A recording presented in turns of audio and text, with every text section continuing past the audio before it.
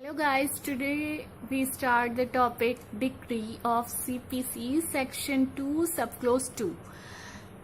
हम इसकी definitions को देखेंगे, kinds of decree देखेंगे और इसके कुछ essentials हैं, essential elements हम आज पढ़ेंगे इस वीडियो में. So let's start the video. Firstly we define decree. इसकी डेफिनेशन हम पढ़ेंगे. Decree means the formal expression of an adjudication. ये एक फॉर्मल एक्सप्रेशन है किसी भी एडजुडिकेशन ऑफ अ कोर्ट का, किसी भी कोर्ट का एडजुडिकेशन. एडजुडिकेशन का मतलब समझिए कि judicial determination of the matter in dispute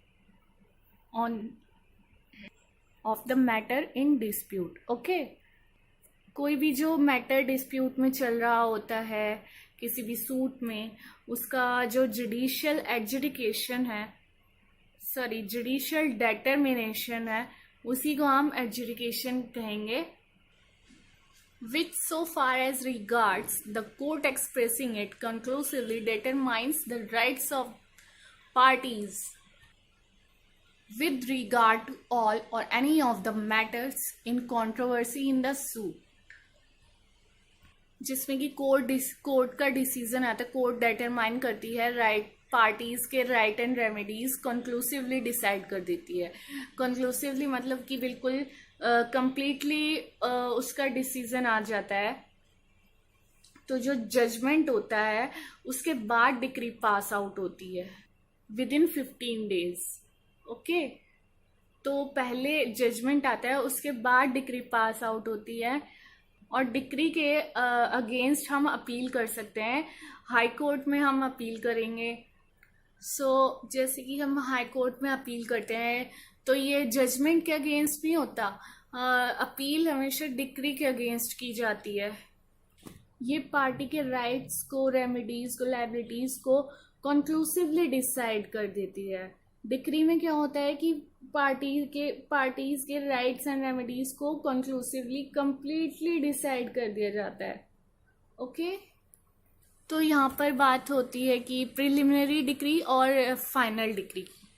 तो प्रिलिमिनरी डिक्री क्या होता है कि पहले जो कोर्ट डिसीजन लेती है, मतलब कि कोई सूट चल रहा है, उस पर अगर कोर्ट ज़रूरी समझती है तो कुछ मैटर्स के ऊपर पहले ही डिसीजन आ चुके होते हैं, तो उसको प्रिलिमिनरी डिक्री कहते हैं, जिसके कि हम अगेंस्ट अपील कर सकते हैं फाइनल डिक्री होने से पहले, क्योंकि वो है प्रिलिमिनरी डिक्री है. वो जो पहले की पहले जो डिसीजंस आ चुके हैं, आई मीन कि कोई भी मैटर जो डिस्प्यूट में चल रहा है वो अभी कंप्लीटली डिस्पोज ऑफ नहीं हुआ है कोर्ट के थ्रू. अभी the matter not completely disposed of by the court. Court ने जो ज़रूरी समझा जिन मैटर्स पर उन पर डिसीजन दे दिया, उसी को हम प्रिलिमिनरी डिक्री कहेंगे.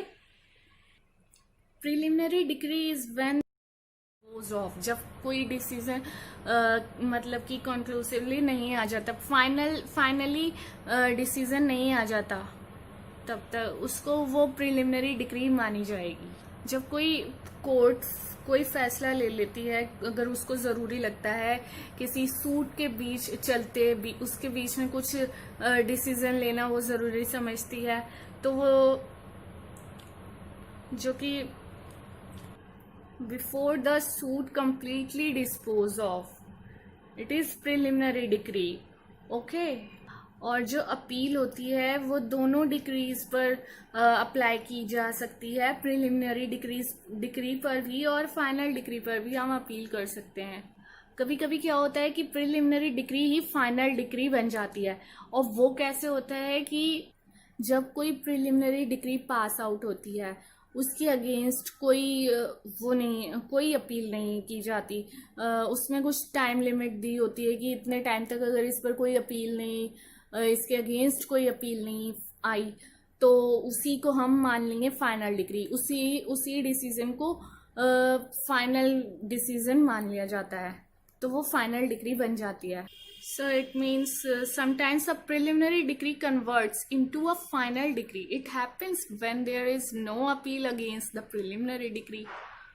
तो जो टाइम लिमिट कोर्ट ने हमें दे रखी होती है कि उसके बीच अगर कोई अपील नहीं आती है प्रिलिमिनरी डिक्री के अगेंस्ट, तो वो फाइनल डिक्री बन जाती है.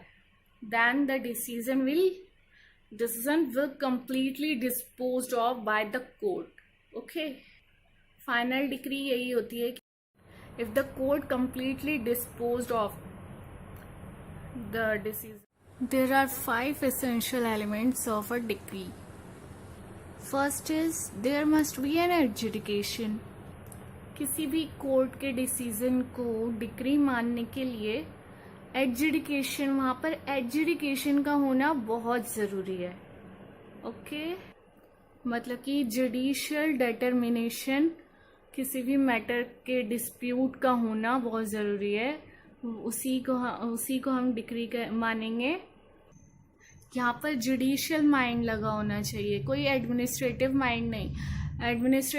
अगर हम एडमिनिस्ट्रेटिव माइंड को लगाएंगे तो वो एक एडमिनिस्ट्रेटिव ऑफिसर हो जाएगा, तो उसको हम डिक्री नहीं मानेंगे. So there must be judicial determination. उसी को एडजुडिकेशन यहाँ पर कहा गया है. जुडिशियल डिटर्मिनेशन होना ज़रूरी है किसी भी डिस्प्यूट चल रहा है उस मैटर पर. ओके, अगर यहाँ पर जुडिशियल डिटर्मिनेशन नहीं होगा किसी भी जो मैटर डिस्प्यूट में चल रहा है उस पर, तो उसको हम डिक्री नहीं मानेंगे, उसको डिक्री नहीं माना जाएगा. ये जो चीज़ें हैं, decision on a matter of administrative nature or an order dismissing a suit for default of appearance of parties. मतलब कि अगर कोई भी सूट डिफॉल्ट में चले जाता है, डिसमिस हो जाता है कि पार्टी अगर उसमें अपीयर नहीं हो पाई, तो वो चीज़ डिक्री नहीं मानी जाएगी. डिक्री होती है कि किसी चीज़ पर डिसीजन आना, किसी डिसीजन. और dismissing an appeal for want of prosecution can not be termed as decrees. Okay, तो ये चीज़ें डिक्री नहीं मानी जाएंगी क्योंकि यहाँ पर कुछ जुडिशियली डील करने को है ही नहीं. यहाँ पर कोई ऐसा डिस्प्यूट ही नहीं हुआ जिस पर जुडिशियली डील की जाए. सो एडजुडिकेशन का होना ज़रूरी है. और ये जुडिशियल डिटर्मिनेशन कोर्ट के थ्रू आनी चाहिए. Such judicial determination must be by a court. So, an order passed by an officer who is not a court is not a decree. तो किसी ऑफिसर के थ्रू अगर कोई ऑर्डर पास हुआ है तो उसको हम डिक्री नहीं मानेंगे क्योंकि वो कोर्ट के थ्रू तो नहीं आया डिसीजन. सो इसका जो फर्स्ट एलिमेंट है एडजुडिकेशन, आई होप कि वो आपको अच्छे से समझ आ चुका है.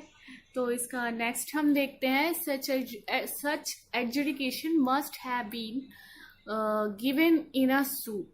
तो यहाँ पर सूट का होना ज़रूरी है, जो कि मैंने आपको पहले भी शायद बताया था कि ये जो डिक्री है सिर्फ सिविल कोड में ही पास की जाती है. डिक्री जो आती है वो सिविल कोड में